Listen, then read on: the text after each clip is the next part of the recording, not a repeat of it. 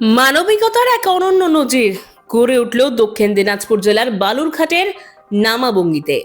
নামাবঙ্গী স্কুলের পেছনে পায়ে গুরুতর আঘাত নিয়ে রক্তাক্ত অবস্থায় ছটফট করছিল একটি ষাঁড়। অতিরিক্ত রক্তক্ষরণে প্রাণ সংকট তৈরি হয়।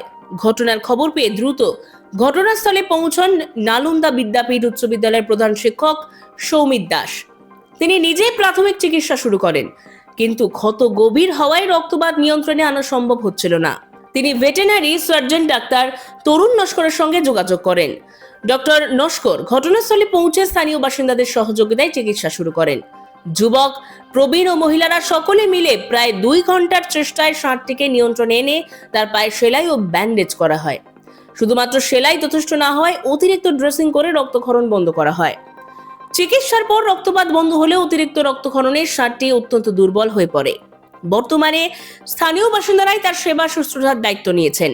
এই প্রসঙ্গে প্রধান শিক্ষক সৌমিত দাস বলেন, একটি অবলা প্রাণী যন্ত্রণায় কষ্ট পাচ্ছিল, তাই চুপ করে থাকতে পারিনি। এলাকার মানুষ যেভাবে একসঙ্গে এগিয়ে এসেছেন তা সত্যিই প্রশংসনীয়। স্থানীয় বাসিন্দাদের মতে মানবিক মূল্যবোধ এখনো জীবিত রয়েছে। গৌতম বুদ্ধ, মহাবীর ও শ্রী চৈতন্যের আদর্শে অনুপ্রাণিত এই অঞ্চলে মানুষ আজও অসহায় প্রাণীর পাশে দাঁড়াতে জানেন।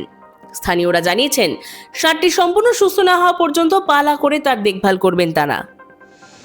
গতকাল বেলা 11টা নাগাদ ওই নমাবঙ্গী শীতলতলা থেকে আমার কাছে ফোন আসে যে একটি বড় লাল রঙের ষাঁড় অসুস্থ হয়।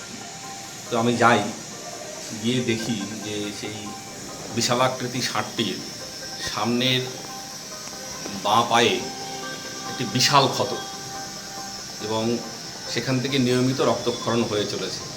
তো স্থানীয় লোকজন জানালেন যে সকাল থেকে রক্ত পড়ছে তাতে, এবং বিভিন্ন জায়গায় রক্ত জমেও আছে। তাতে যেটুকু বুঝি যে প্রায় কয়েক লিটার রক্ত বেরিয়ে গেছে। তো আমরা স্থানীয় ছেলেপেলেদের সহায়তায় প্রথমে ব্যান্ডেজ করার চেষ্টা করি, ওষুধপত্র দেওয়া হয়, কিন্তু রক্ত বন্ধ হচ্ছিল না এবং রক্ত বেশ জোরে বেরিয়ে আসছে। এই কারণে আমি ভেটেরিনারি সার্জন ডাক্তার তরুণ নস্করের সঙ্গে যোগাযোগ করি এবং উনি প্রায় এই 12:30 নাগাদ আসেন। কিন্তু আসার পরও রক্ত সহজে বন্ধ হননি, যার জন্য উনি প্রায় 2 ঘন্টার চেষ্টায় সেলাই করেন কত স্থানে, এবং তারপরেও রক্ত বন্ধ হচ্ছিল না। তখন বাধ্য হয়ে বেশ ভালো রকম ড্রেসিং করতে হয় সেখানে আর কি। তো সবথেকে আনন্দের কথা যে ওখানকার স্থানীয় লোকজন, আদিবাসী সম্প্রদায় বা সাধারণ যারা মানুষজন, দরিদ্র মানুষজন এবং বাচ্চা ছেলেপেলেরা, মেয়েরাও এবং বাড়ির গৃহবধূরাও সবাই চলে এসেছেন। প্রায় 100 লোক সমবেতভাবে এই 3 ঘন্টা ধরে থেকে এই ষাঁড়টির সে শুশ্রূষা কার্য এবং চিকিৎসা কার্যে তারা সহায়তা করে। এবং এটি একটি অত্যন্ত আনন্দের দৃশ্য যে একটি অবলা প্রাণীর প্রতি তাদের এত ভালোবাসা। এবং এ থেকে আমি নিশ্চিতভাবে বলতে পারি যে আমাদের সভ্যতাকে কখনোই ধ্বংস করে দেওয়া যাবে না। সে যতই অরঙ্গজেব আসুন বা আলেকজান্ডার আসুন বা তৈমুরলং আসুন, আমরা থাকবই। কারণ যে সভ্যতা এইরকম একটি প্রাণীর প্রতি ভালোবাসা প্রদর্শন করতে পারে, এবং এখনও ওখানকার স্থানীয় ছেলেপেলেরা ষাঁড়টিকে আটকে রেখে তারা চিকিৎসা এবং খাওয়ার জুগিয়ে চলেছে, এবং যতদিন না তার সুস্থ হয় ততদিন তারা কাজটা করে যাবে। আমার নাম সৌমিত দাস, আমি বালুরঘাট নালন্দা বিদ্যাপীঠ উচ্চ বিদ্যালয়ের প্রধান শিক্ষক।